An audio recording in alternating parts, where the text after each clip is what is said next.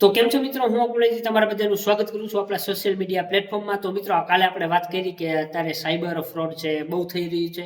તો હમણાં નવું એક આવે છે, તમને વિડીયો કોલ કરીને લોકોને કહી છે કે ભાઈ તમને સાયબર અરેસ્ટ કરવામાં આવે છે, તમારા ઉપર આ ગુનો લાગુ પડેલો છે, અથવા તમને કહી છે કે તમારો ભાઈ છે, તમારો દીકરો દીકરી છે, ફલાણી જગ્યાએ કોલેજ કરે છે, એને આવી રીતનો કાંડ કરેલો છે, એના ઉપર આ કલમો લાગેલી છે, એને આ ગુનો લાગ્યો છે, અત્યારે જેલમાં છે, જો તમે એને છોડાવવા માંગતા હોય તો તમારે આટલા છે પૈસા આપવા પડશે.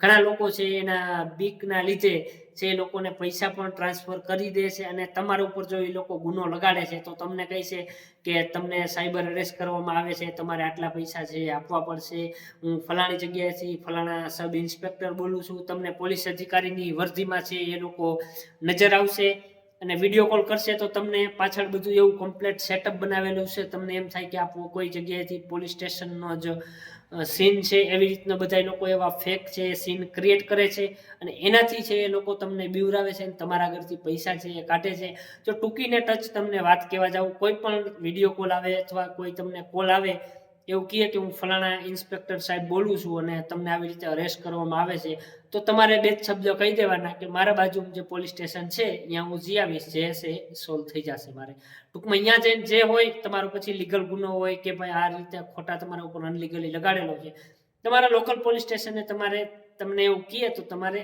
મુલાકાત કરી આવવાની. એ લોકો તો જો કે ફેક જ હોય છે એટલે કોઈ ચાન્સ જ નથી.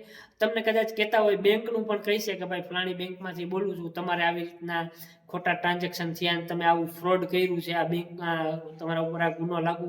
તમારી જે લોકલ બ્રાન્ચ હોય, તમારે જે અકાઉન્ટ હોય ત્યાં જઈને તમારે અકાઉન્ટ બેંકની મુલાકાત લઈ અને બધી આવી રીતે કોઈ જે ઓનલાઈન કોઈને એક રૂપિયો પણ ટ્રાન્સફર કરવો નહીં. 100% તમારી ચાન્સ છે જ ફ્રોડ થવાના, પણ ક્યારે આવી રીતે અજાણ્યા વ્યક્તિને એક પણ રૂપિયો છે ટ્રાન્સફર કરવાનો નહીં.